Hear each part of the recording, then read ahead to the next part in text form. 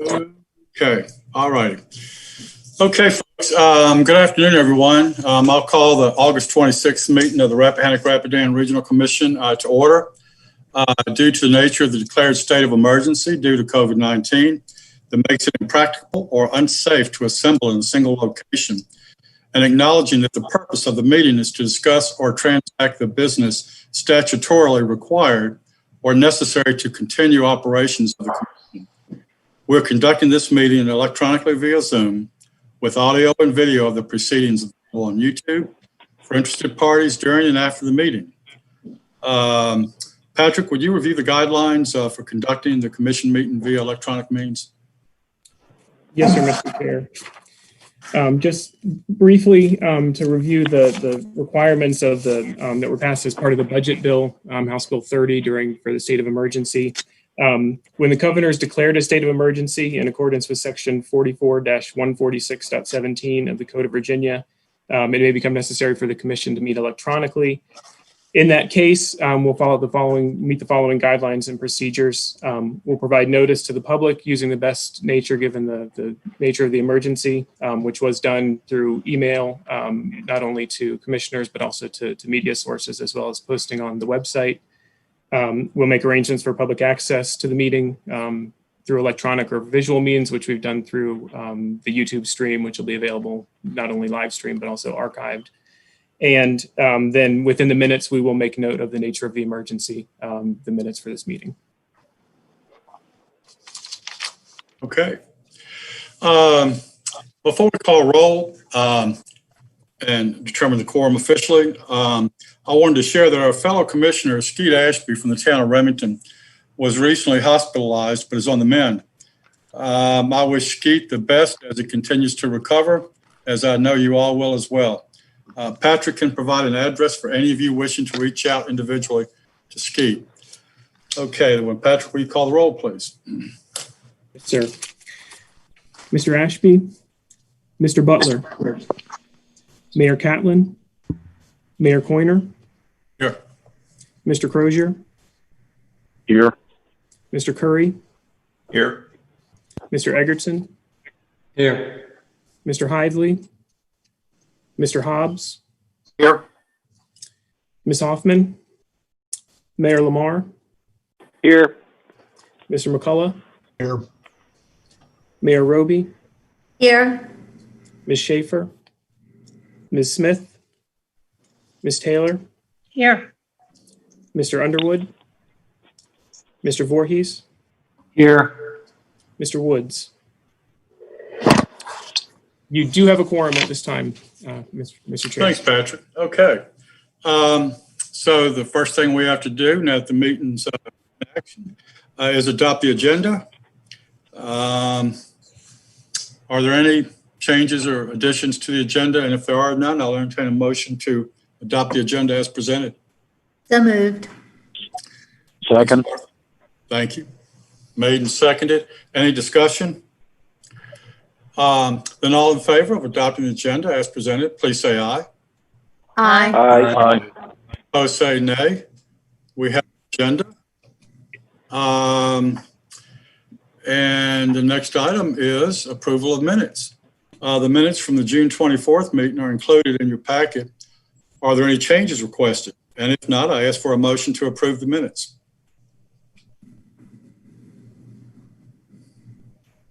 So moved. Okay. So moved and seconded. Any discussion? Then all in favor of approving the minutes from June, please say aye. Aye. Aye. Opposed, say nay. The minutes are approved.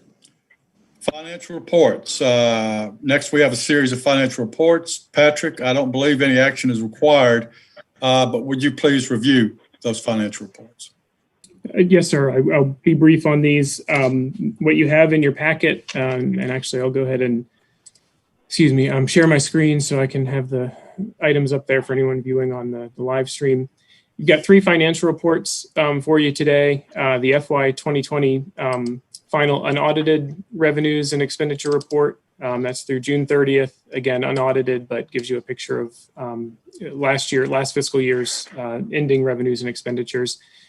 Sort of as explained in June, we're lower on both revenues and expenditures based on a lot of the grants that are going to be reimbursed moving into FY 2021, as well as a couple of grants that did ask for or ask staff to extend them into FY 21 as they dealt with COVID-19 related issues at the agency, the granting agency at DRPT.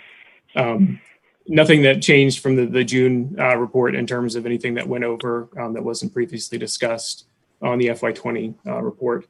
I will note that the auditors will be here next Thursday, September the 3rd, to conduct whatever they need inside the office in terms of materials and forms that they need. And we expect, pending receipt of all the other information they need from confirmations and things of that nature, that we will receive the audit in time for the October meeting, at least in draft form. So we'll be ready to report back to you in October on that. For item 7B, which is the FY 2021 year-to-date revenues and expenditures, just 1 month of those financial numbers to share. Revenues are 15% of budget, which is as normal. And expenditures are exactly on pace at 7.8%. I will note on the revenue side, we've had Fauquier County and Culpeper County, both as part of their outside agency funding, are appropriating on a quarterly basis. So we'll be receiving quarterly disbursements from Fauquier and Culpeper, which does show up, will show up better in August and beyond as we start to see those roll in. But won't present, Terry and I don't expect that to present any cash flow issues for the commission at all. And actually it'll spread out the revenues on the dues payments throughout the year. So no concerns, just wanted to note that for all of you. And again, on the expenditure side, nothing that jumps out in terms of unexpected expenses. We've got a couple of line items that are front loaded early in the fiscal year that are high, but that's to be expected. And then the last document, item 7C, is just the financial account summaries, and that's for FY 2020. Present these to you in February and August. And this just gives you a sense of where we are financially in terms of the existing financial accounts. So our checking and money market account, and then the two funds that we have through the Virginia Investment Pool. Just to give you a sense on the operating accounts, which are Atlantic Union Bank, you can kind of see the fluctuations there over the past year from June to July. It's typical for July month end to be high just because we typically have with the dues and the local funds coming in at the beginning of the fiscal year. July is usually much higher than the end of June, as you might expect.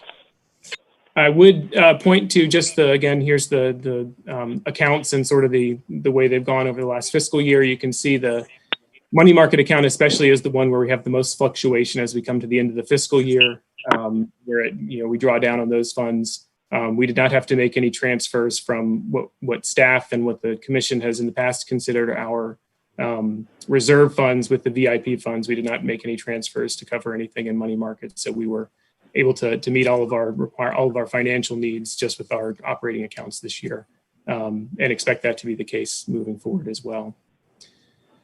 And then this last chart, just giving you a total account value, again, just showing the fluctuations throughout the course of the year, but also the year-over-year changes. So you can see from, for example, June of 2019 to June of 2020, we were actually about 45,000 higher than we were. Now, some of that is due to, again, grant reimbursements and outgoing payments as well, but just gives you a sense of how the money flows through the commission. And then the long-term 10-year balance, again, we've talked about this in the past, but continues to be on a positive trend for where the finances are.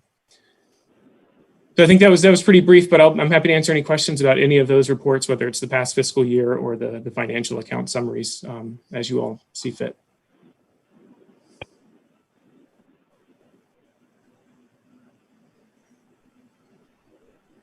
Okay, thank you, Patrick. Next is the Executive Director's report. Patrick, if you'll please provide that for us. Yes, sir. I'll be brief on just the bullet points that I shared with you. A couple of things to note. One is under transportation. If you remember back in February, we submitted a request to the Path Foundation to develop what we're calling a regional transportation collaborative, which is focused primarily on mobility, transit, and volunteer coordination. And this is sort of what we're looking at is the evolution of the FAMS program that we've had for the past 10 to 12 years and continuing the foundation that is built, but also broadening it and with the support of the Path Foundation. We've gotten positive feedback from Path. I expect by October to be able to share, formal positive news in terms of funding received from them, but we'll continue to share that. But we're excited about the opportunities that presents and growing what we consider is a very positive program through the FAMS and the FAMS call center as well with the CSB. And then just real quick on the backside, if you remember from the June meeting, we talked about the comprehensive economic development strategy application. And as of last week, the way that evolved was between myself and my counterpart, Chip Boyles, down at Thomas Jefferson Planning District Commission in Charlottesville, and also working with Helen Cawthon at Central Virginia Partnership for Economic Development and the Go Virginia Region 9 Council. In discussions with Economic Development Administration at the federal level, they're looking for sort of innovative, applications. Traditionally, these SEDS projects have come from a single planning district commission region. And what we've kind of developed and what we proposed to them was that we would apply together as, for this project, but that both planning districts would develop their own SEDS. But the innovative part would be tying them together through the existing partnerships, such as Go Virginia, such as Central Virginia Partnership for Economic Development and Piedmont Workforce Network. So we feel pretty strongly about that and pretty confident, but we'll see how it goes in terms of once EDA has a chance to formally review the application, but we did complete that process.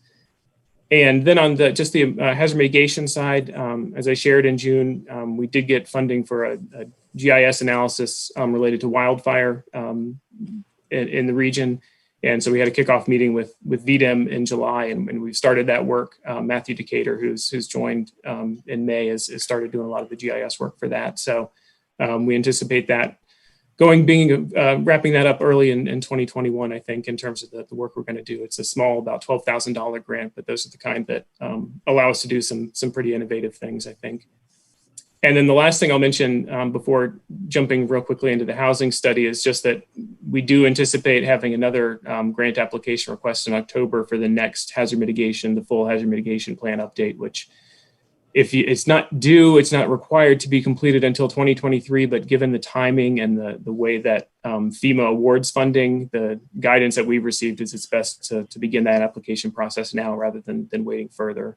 So we'll work through that in the next couple months, and we'll bring that back to you probably in October. I did have a bullet point just under the director's report for the regional housing study. And what I will say is, again, not to push things forward, but in October, we will have the consultant team that's working for us, Comoine 310, that will be prepared to present to the commission the housing study, which by that point we expect to be, if not wrapped up, to be in draft form and have most everything completed. I did want to share that we've made progress, I would say, in about 2/3 of the scope that was initially defined. We've got a completed baseline data analysis, which focuses on housing and demographics, which I can provide the link to. It's on our website right now. We've worked through with a series of revisions, a housing demand analysis. We had a staff kind of review and then gotten some revisions from Comoine. And then we had our stakeholder committee meet about 3 weeks ago and provided some additional questions and requests for revisions. So we've got a housing demand analysis, which has really, I think some of the key findings that they've shared with us so far and that we've seen in that report is that there is demand for housing, but that some of the specifics in terms of the demographics might be surprising. I think one of the things that jumped out to me especially was there's a real need for senior housing, age 65 to 74 or 75 plus. But then also there's a forecasted need for housing for individuals and households that are in that 35 to 44 range. So we're working through what that means in terms of potential strategies or recommendations. as part of the housing study, but I think there's been some interesting findings and I think some interesting discussions amongst the committee and certainly amongst our staff here about how this might, play into some of the strategies and just the implications for the region moving forward. The other thing that we had, the other two things I wanted to mention with the housing study is that the consultant, even though travel has been impacted and they haven't been able to come down to the region to do what we had identified as focus groups and a lot of one-on-one interviews, they've completed, more than 25 interviews with stakeholders from your local governments, from housing developers, Greater Piedmont Realtors, and other partners, either by phone or by, Zoom or other web conferencing setup. And so I was concerned once, as everyone was, once the pandemic, really took shape in March, but I think it hasn't really slowed us down in terms of the information that we've been able to collect and certainly the work of the consultant team. So that remains on track to be completed certainly in this calendar year. And then the last thing I'll mention on that is just the one piece of review where the consultant team has reviewed the ordinances, the zoning ordinances and other materials that were provided from all 5 counties and then the 3 largest towns in the region. And the purpose of that really is to give a sense of what, where the existing ordinances, how they, might allow for affordable housing development or for workforce housing or just other kind of best practices within housing. So that's something that we're working through a draft of that right now, but are sharing back out to our local government partners that have participated in that. And, I think it's sort of a good building block for kind of moving that process forward and giving each of the localities an idea of, okay, well, here's some things that we could do if they want, or if they decide that they want to encourage additional housing, diversification opportunities. So again, in October, we'll have the consultant at the commission meeting to present the status of that housing study. But, we wanted to give you an update right now since it has been about 6 months since that process began. And that's it for my director's report today. Thanks, Patrick. That's a lot of interesting stuff there. I'm trying to take it all in. So sounds good. Well, moving on, if no one has any questions to Patrick about the executive director's report, we'll move on to new business, item 9. We have several items for consideration under new business. First, there are 2 resolutions concerning smart scale transportation project applications. Patrick, would you provide staff report on these items? Sure. The first one is agenda item 9A. I'm going to typo up there. I apologize for that.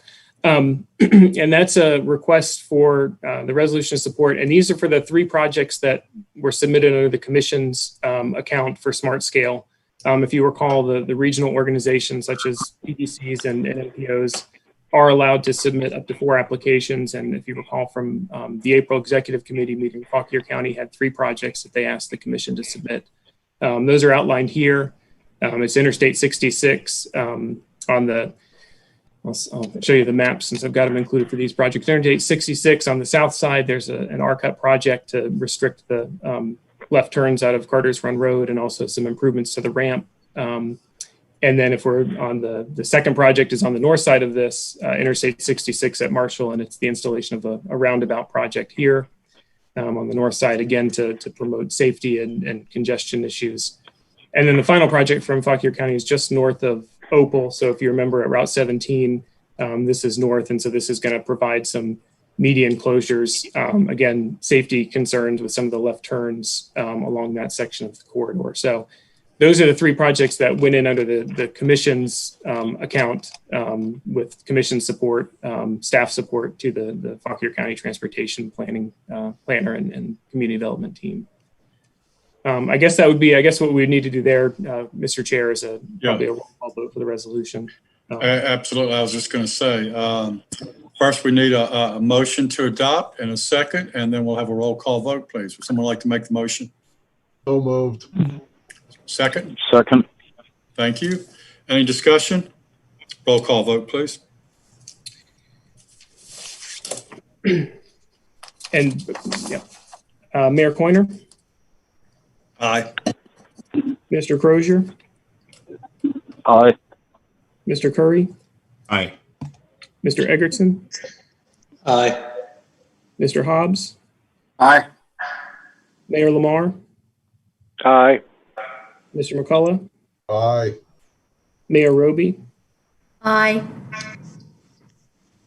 Ms. Schaefer, did you join? Okay. Ms. Taylor, Aye. Mr. Voorhees. Aye. That's unanimous. Unanimous. Thank you, Patrick. Would you then talk about the ones, applications by the local governments, please? I will. And so there's a large number on item 9B, and these are the local government applications of Smart Scale. If you recall, these don't require a resolution of support. All of them do not, but a few of them do, and it's those projects that are on corridors of statewide significance. They do require a resolution of support from the regional organization, whether that's a PDC or an MPO. What we've done historically from the commission is list all the projects that were included just as a matter of course in supporting the local government. So that's what we've done here. But you can see there's a list of about 15 projects, and these include projects from the town of Culpeper, Fauquier County, town of Warrenton, Madison County, and then Orange County, as well as in the town of Gordonsville. I know, generally about each of the projects, so certainly if there's questions, I can answer those, but really this is a support resolution for those local government applications to Smart Scale. Thanks, Patrick. I think we can probably get a motion in a second, even if somebody has a question. I'd like to make a motion to adopt resolution. Move approval. Second. Did you get the motion, Patrick? I did. I got Mr. Hobbs and Mr. Crozier. Okay, thank you. Any additional discussion? And let's have a roll call vote for adoption of resolution for scale applications by local governments. Mayor Coiner, Aye. Mr. Crozier, Aye.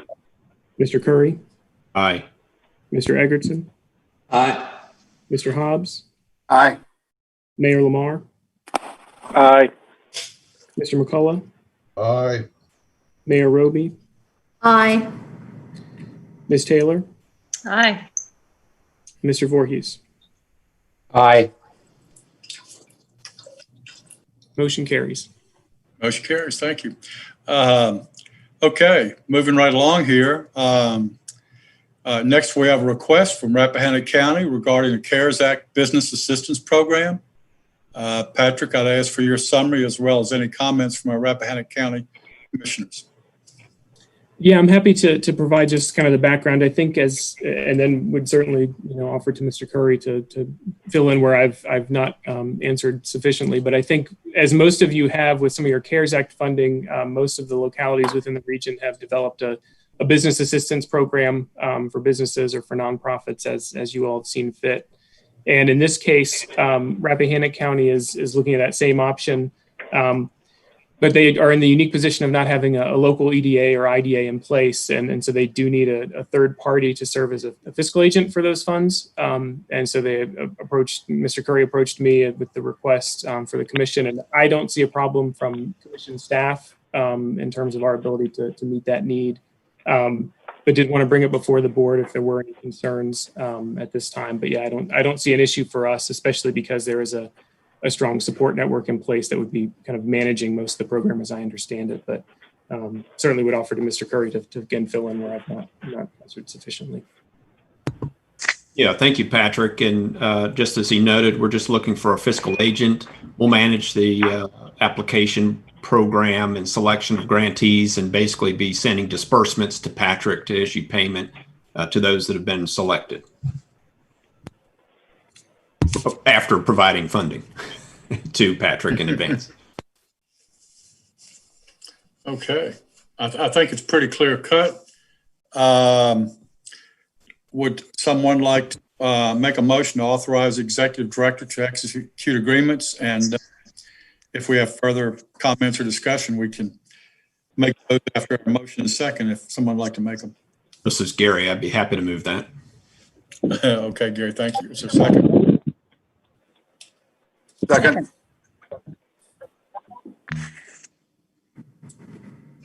Okay, got a motion. Is there additional discussion? It's not required, but Patrick, let's have a roll call vote for that as well, if you don't mind. Okay.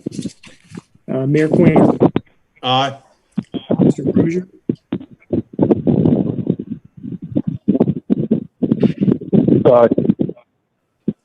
Mr. Curry. Aye. Mr. Eggerton. Aye. Mr. Hobbs. Aye. Mayor Lamar. Aye. Mr. McCullough. Aye. Mayor Roby. Aye.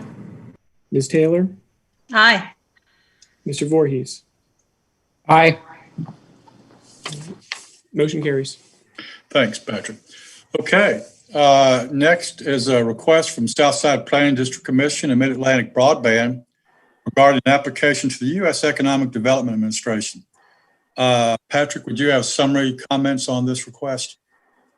Yeah, and I would begin by saying that normally for letters of support, traditionally I'll often confer with the chair if there's any question. A lot of times it's in support of a local county or town government that's looking at a project or an application somewhere. And so it's not often that these end up on the agenda. But in this case, I had been part of some discussion with the Go Virginia Region 9 Council and elsewhere about this project, and so wanted to put it on the agenda for the commission to consider this request. So the request stems from Southside Planning District Commission on behalf of or in partnership with Mid-Atlantic Broadband, and they're actually asking for a support letter for a project, an application to the U.S. Economic Development Administration, and this would be for design and engineering, not construction, for middle mile fiber. And you can, when I scroll down here, if you're on to about 4 or 5 pages down into that attachment, you can kind of see the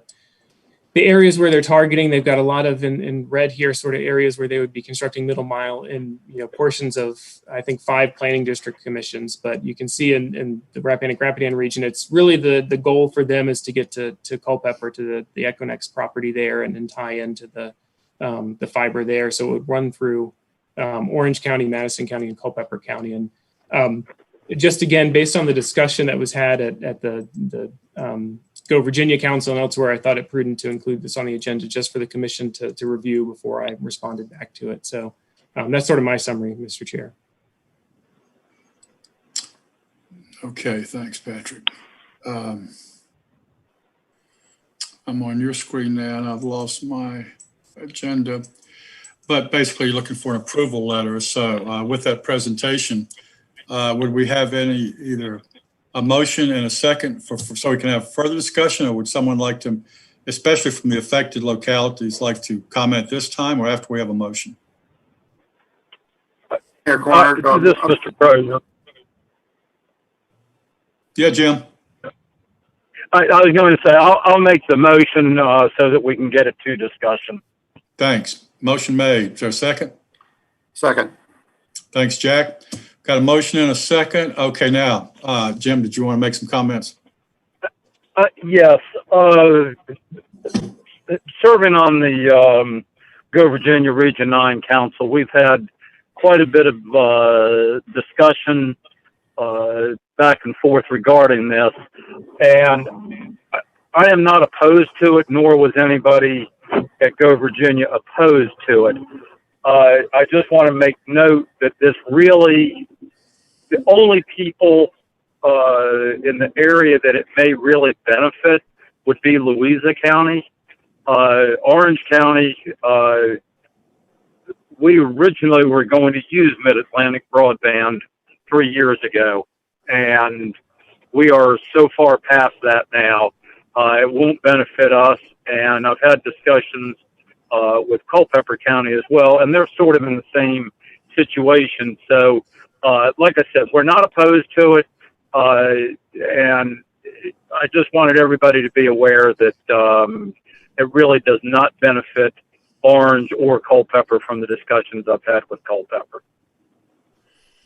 Well, Jim, if it doesn't benefit, are there plans still to extend all the way to Culpeper? And for what reason did you anticipate? Well, yes, no, they have to get to Culpeper to Equinix in order to connect their system. Okay.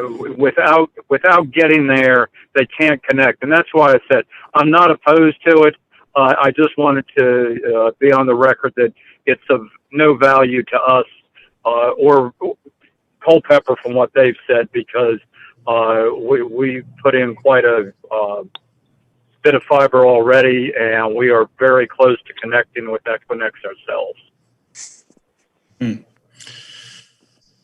Is there any issue about them utilizing right-of-way that would make things more difficult for any localities after they've installed or anything like that, as far as them utilizing right-of-way, or that anyone's aware of? I don't believe so, Mr. Chairman. There's so much fiber running the right-of-ways as it is. It would just be one more conduit, but they shouldn't affect anybody else's right-of-way usage. Okay. You know, some of these organizations have cut so many lines. I always expect them to cut everything that's already in the ground when they do these jobs, but maybe we can cross our fingers and say a prayer. But okay. Anyone else have comments about this? Jack, I think it'll go through Madison a little bit. Culpeper folks, anybody have any thoughts? Yeah, for Madison's part, we don't exactly have a broadband program, so we're stuck with supporting anybody that wants to stretch fiber through the county. And it's not like this is long haul fiber; it's middle mile fiber, I understand. Right. So there is the if we do have density, or if anybody's interested to provide service, they will have somewhere to connect. So I can't imagine it being a bad thing for Madison County. Okay. Thanks.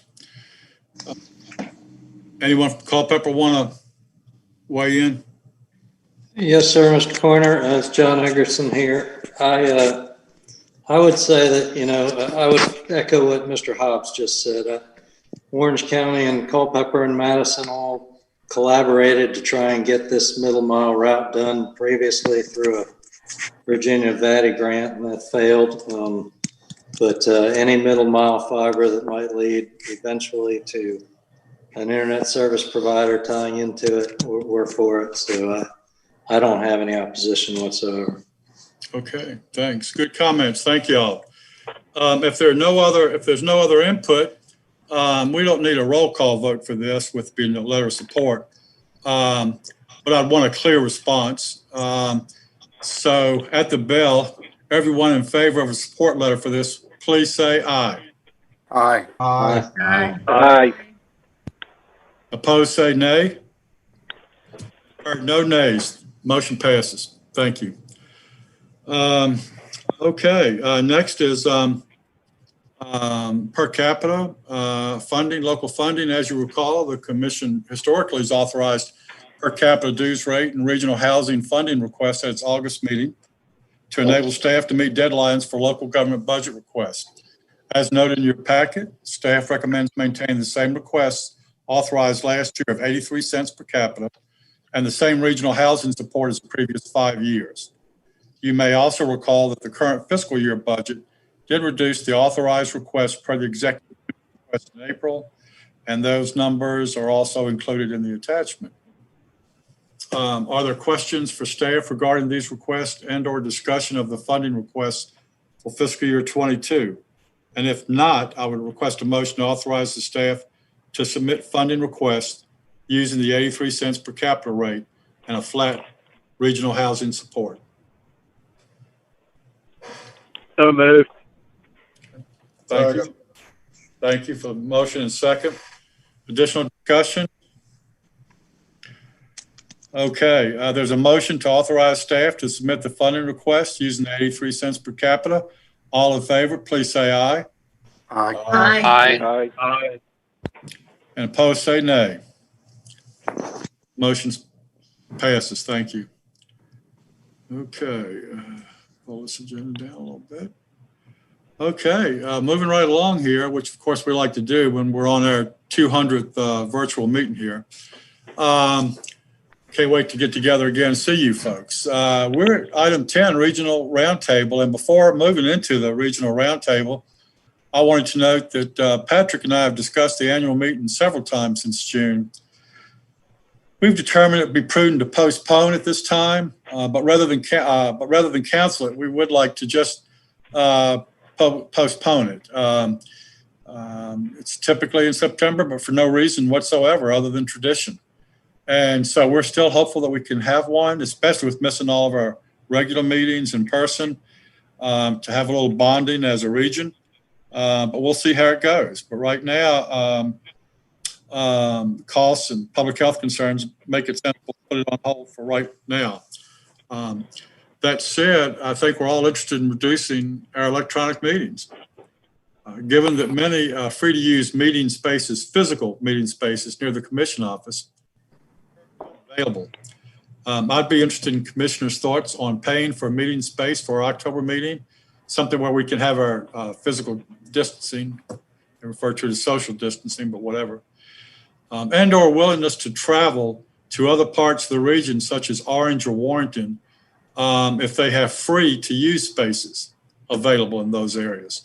So we're looking for either something to use, free to use Culpeper first, and then whether you want to have free in Orange or Warrenton or someplace on the extreme of the region, or pay for something in Culpeper. Those are our thoughts. If y'all have any input on those. Wait, Mayor, are you calling us extremists up here? Well, I'm including me in that category because I believe I'm the farthest from everybody here in Gordonsville. We're right on the edge. We're on the edge. But I would say that the distance may be, I think you folks are just right perfect as far as where you guys are. But extreme distance for me. But I'll tell you something, if you want it in Warrenton, I'm as far as you can get from Warrenton, and I'll be glad to go there. So I'll go ahead and vote for that. I don't care. I'll get in the car and go anywhere to meet with you guys. So we are perfectly willing to look at locations, and like you, Mayor, I'm perfectly willing to drive to any location that will allow for the appropriate social distancing and so forth. I would suggest that we look for a site that, while will allow for social distancing, would also allow for members who may not be comfortable coming or be able to make it, to be able to either telephone or web or Zoom in like we've done before. So absolutely. I'll talk to the town manager. I do know that they've just moved into their new town hall, and that the old council chambers, they're sort of demoing all the work area there. That may provide a very large area that could be feasible or possible. But if John has a spot in Culpeper, I'm certainly willing to come there, or even farther south. Yeah, I'm certainly in favor of free space as opposed to paying for space. So that would, even if that requires moving to another locality, I'm certainly more than happy to drive. But as far as locations in Culpeper, other than sitting out in the audience portion of our board meeting room, I'm not sure we have an ideal spot. But Patrick knows that room, and if he thinks that would work, of course, if that's available. Other than that, I'm happy to drive. It's Brandy. I told Patrick we're happy to host, but just to echo what Paul's saying, and I'm willing to drive. I wouldn't mind coming to a couple of the other jurisdictions and having something there. So if we can find a space, if maybe this is an opportunity to do a little bit of a traveling component. Culpeper is convenient. I like going there. I think it should always be our home base. But during this time, if we do want to go to a couple of different locations, I would be open to driving to Gordonsville for the day and taking a look down there with the mayor. So just know that I'm flexible. We do have the technology and the space to host if you want to add it to the list, but I'm also fine with staying in Culpeper or driving. Very flexible.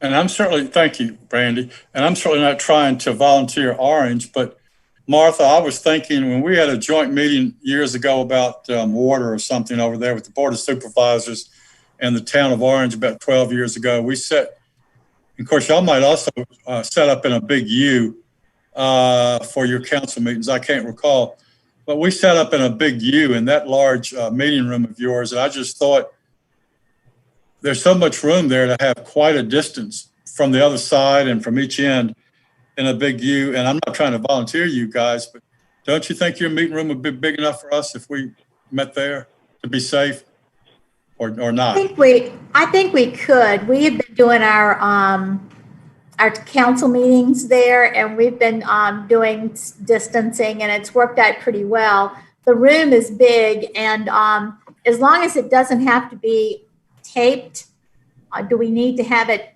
taped and recorded? That's the only thing, because when you get that many people in the room and you move them about, it's hard to get everyone on camera. So does it need to be recorded? Well, we don't record them now, do we, Patrick?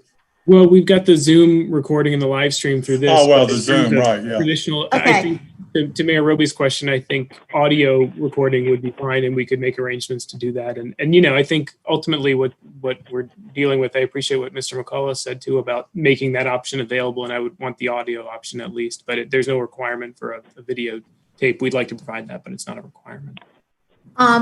Would you like for me to check into the availability, and if you could give me a date, I would be happy to do that and get back with you by the end of this week. Fourth Wednesday, I guess. Yeah, I'm happy to share that date, and I appreciate what Ms. Schaefer had said, and I believe I see Mayor Neville with Ms. Schaefer, so thank you both for being here today.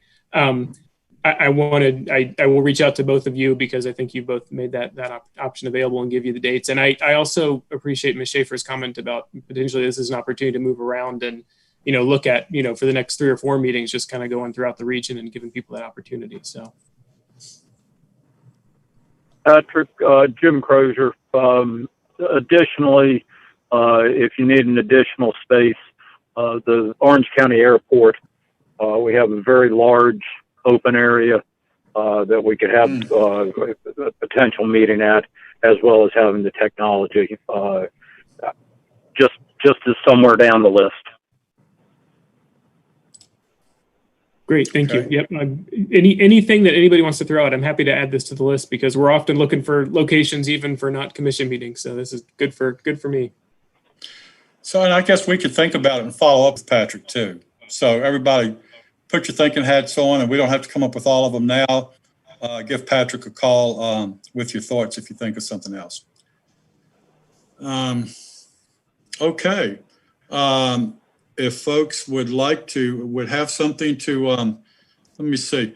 Patrick, would you like to go around? I usually call on people with the regional roundtable, but it's kind of hard for me to keep them all straight. You may have a better list in front of you. Would you like to call on folks for the roundtable?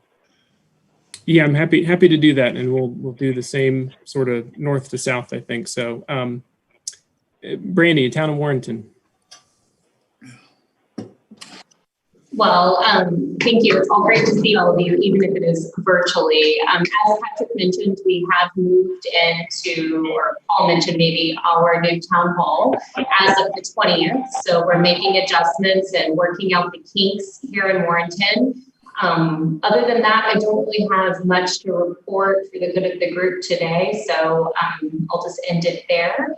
The mayor is joining me. They're making a decision as a council on who to place on the planning district. So he's here with me for now while they work through who's a good fit for that. So that's it. All right, thank you. Yeah, and I appreciate that. And if there's anything I can provide to council as they make that deliberation, just let me know. All right, thank you. Mr. McCullough, Fauquier County. Yeah. Just a couple of things. First of all, I wanted to announce that we have been approved by the state to put in a kayak canoe ramp at our Rector track down in Remington. This combined with the kayak and canoe ramp that we're currently installing at our park up in the northern portion of the county is going to give us a minimum of 2 accesses, and we're hopefully very close to concluding another deal with DGIF to put one in at Phelps Wildlife Preserve. So we're pretty excited about being able to open the Rappahannock up in this area. for kayakers and canoers, and we've been developing a program that they would be able to use their phone or other tablet to access online while they're kayak and canoeing, which would talk about the historical nature and features of some of the fords and some battles that occurred along the river. So really pretty excited about that. Beyond that, we are currently working with a lot of COVID stuff, and every time we think we have sort of nailed everything down, something else comes up, as I'm sure happens with you all. So things are busy, but good up here in Fauquier. So thank you. All right, Mr. Curry, Rappahannock County. Thank you. I'll pick up where he left off with COVID, and I would love to see everybody else's work product related to the Department of Labor and Industry regulations. I've been working on it myself, and would love to see how I compare with everybody else. So if you're so inclined to send some of that information to Patrick, I'm sure he could share it with the rest of us. With Fauquier and Culpeper, we've finally made it past the threshold for the radio system, which has been a long time in the making. That's very exciting.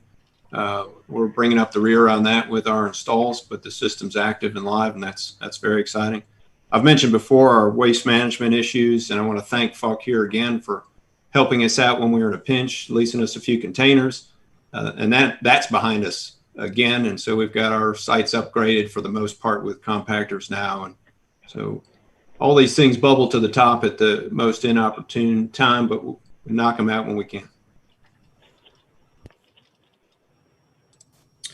Thank you, Gary. Yeah, and I'd be happy to coordinate the information if anybody has it on what they've done with the regulations from Department of Labor and Industry. I mentioned it in my director's report, but we've classified everybody here as low risk. That means we have less work to do, but I think all of you at county and towns probably have a lot of stuff there, so I'm happy to be a clearinghouse for that. All right, Mr. Erickson, Culpeper County.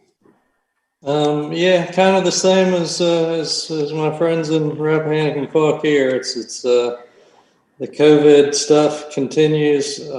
Struggling to determine how we want to spend our CARES Act money, since we have another round of that coming forward. And battling a December 30th deadline on that is seeming to be a challenge for what we'd like to do with our money, but we're going to get through that. And my HR director is completing today, I think, the first draft of our new plan to meet the requirements of the Department of Labor and Industry standards. So I'll be happy to, once we finalize it, to send that to Patrick or straight to you, Gary, or anybody wants to see it. I'm happy to share that. So that's coming along. And, along with solar utility proposals and so many other things, it's a challenge right now, but we're hanging in there. So I think that's all I have. Ms. Taylor, Town of Culpeper. I guess a couple of positives that we've had lately. We recently installed parklets in our downtown. I don't know if that was mentioned last month or not, but we have 5 of them on Davis Street downtown that allows the restaurants to have expanded outdoor seating. And so far it's been pretty good. We still are completing them. They came to us actually incomplete. Had to work out some bugs with getting them all put together well, but it's been very nice because as people have been getting out more this summer, I've seen just loads of people downtown, and so it's been nice to have some outdoor availability for them. And also, speaking of outdoors, this week the Friends of the Rappahannock once again helped us in a couple of our parks. We did another tremendous trash cleanup along the creeks in Rockwater Park and in Wine Street Park. And in addition to that, they helped us mulch dozens and dozens of our newly planted trees. And so it really spruced up the park. It was a nice thing. It was at no cost to us, and it was really fun for the people that volunteered to help with that. So had some good stuff going on. Great, thank you. Mr. Hobbs, Madison County. Yes, we've been quite busy with this CARES and COVID business, just like everybody. Just last night finished up what I think is our planning phase for the spending the money. Apparently we have folks that know how to spend money, so that where it might go is passed, and we're well into procurement, and we'll have to follow through on all the bookkeeping, I'm sure.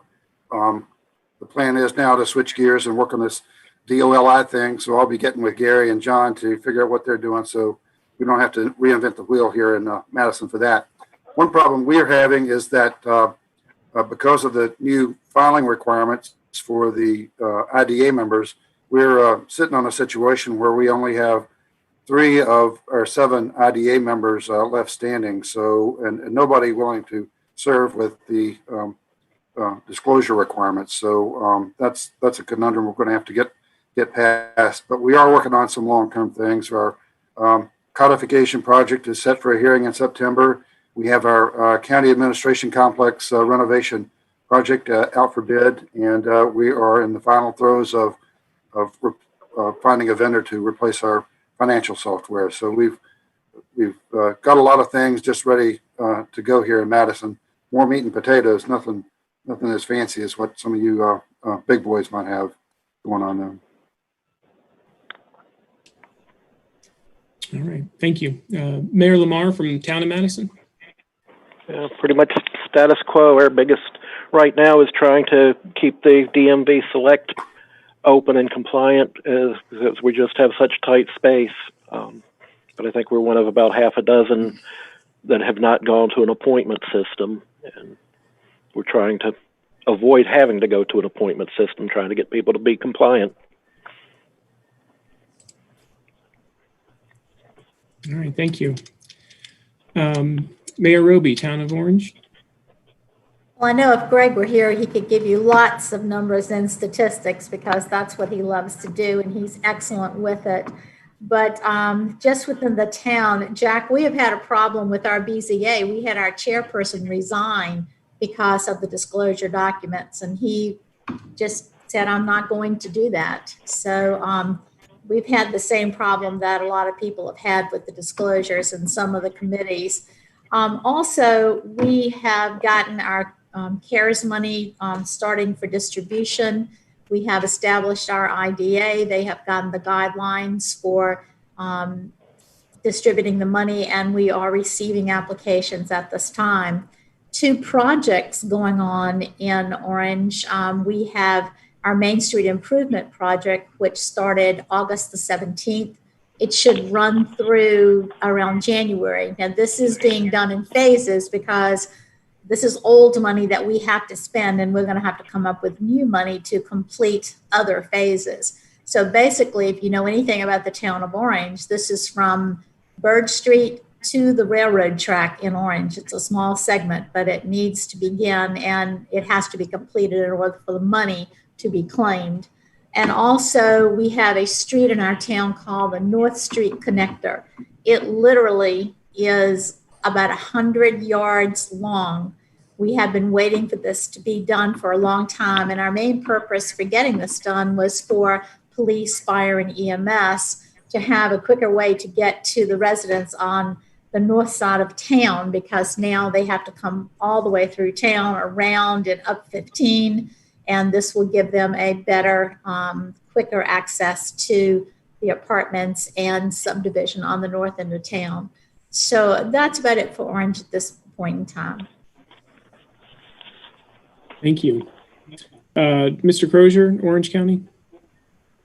Yes, I'll do just a small piece, and I'll let Mr. Voorhees do the rest of it.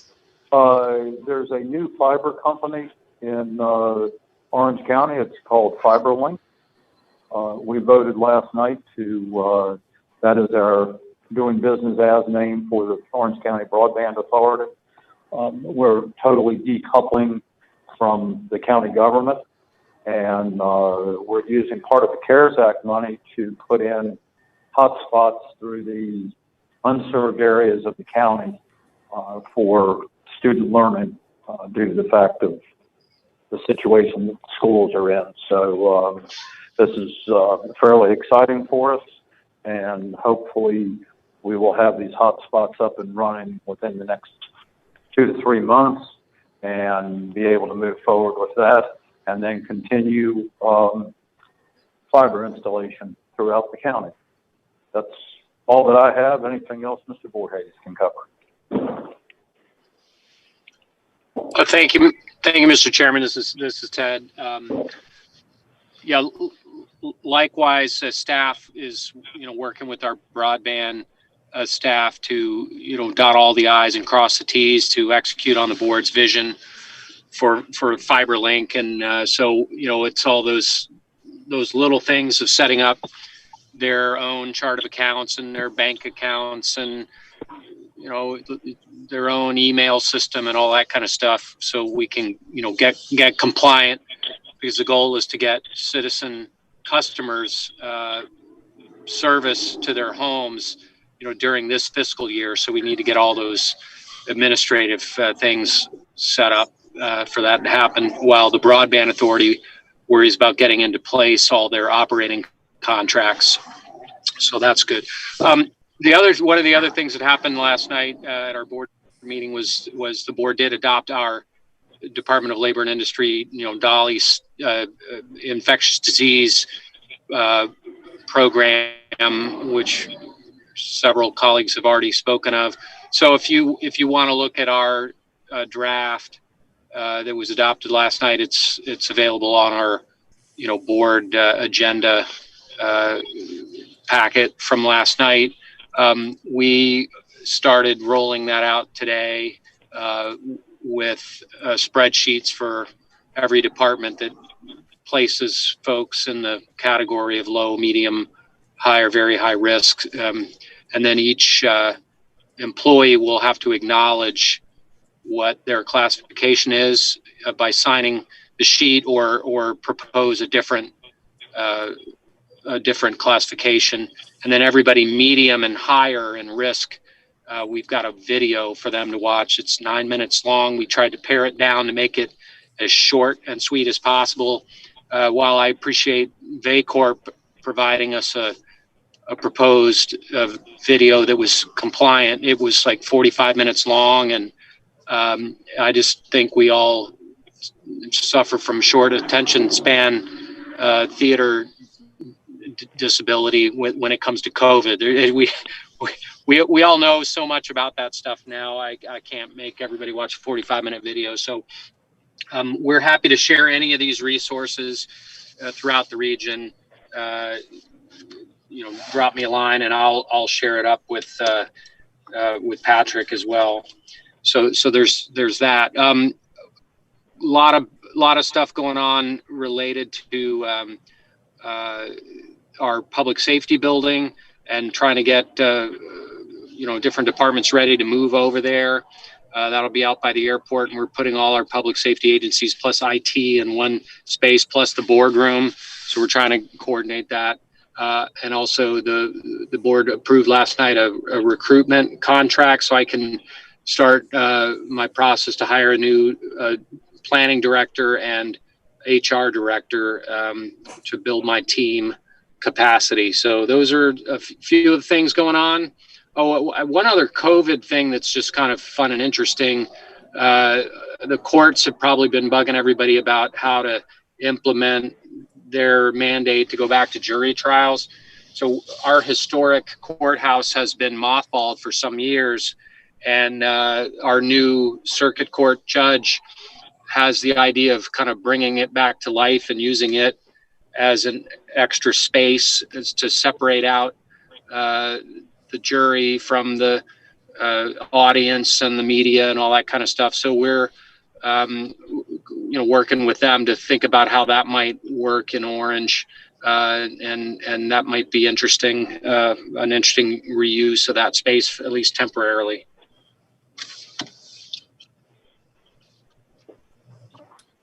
All right, Mayor Coiner, move north to south, so you're up. Thank you, Patrick. Just a couple of things. We've been approved for a safety grant, which will give us hundreds of feet of new sidewalk all around our elementary school, Gordon Barber in Gordonsville. They'll also run in front of Food Lion and go out to the apartments there on 231. So it's I don't think it's 1,000 feet, but it's closer to 1,000 feet of new sidewalk than 100. And so that'll be great to get that additional sidewalks in Gordonsville. We've submitted a grant application to regrade and resurface our airport runway. And we've even selected our low bid contractor. That's needed to be done in advance of them approving the funds. So if the money isn't all taken up by the bigger airports, we hope to get some money to have our airport in a position where we can stay in the black. We're relatively popular with our hangar space, and anytime someone leaves, it gets grabbed right back up. We'd like to expand our hangars and to help us get some more revenue, and our fuel farm. I would say also we've got the historic Langley hangar that we acquired in the 30s from Langley, which was, I don't know if Langley wasn't the very first Air Force base after the fellows there in Negs had figured out how to fly. It was next to it. But anyway, this is one of the first hangars Langley had, and when they got rid of them in 30, one of them came to Gordonsville, and we've had it ever since. We're also working on renovating that historic hangar. And then, so with COVID, I won't get into all the CARES issues, that's too involved, but our response, safety-wise, we've redone all of our water fountains with handless water fountains in our sinks, and we've installed UV lighting in our ductwork, hopefully to kill any virus that's there. We've put down footsteps and spacings, and we've got all sorts of everything there. So I think we've got a situation where our staff and public that comes in is safe, and we hope this will all be over or be safely. The danger of it will be reduced. It's not going to magically go away, I don't think, but hopefully we won't be in danger much longer of not having a solution to it if somebody happens to get it. Patrick, did you have any final things, or anybody else have any final words today before we adjourn? No, sir. I appreciate. I got a couple of things off the list that people talked about. Certainly, the Department of Labor information, and the other thing I can certainly circulate is, at least from most of the jurisdictions that have done CARES Act allocations or plans, I think I've got most of those in place. So if anybody's interested in seeing what everyone else is doing or how they're allocating that money, I can certainly share that as well. But no, that's it for me. Thank you. Okay. Anyone else have a note from something somebody else said they want to throw out there before we adjourn? Okay, hearing nothing, I'll entertain a motion to adjourn. So moved. Gary. Thanks, Gary. Second. Second. Thanks, Martha. Okay, we got a motion and a second. Any further comments? Hearing none. All in favor, please say aye. Aye. Aye. Opposed, say nay. We're adjourned. Thank you, folks, for calling in and being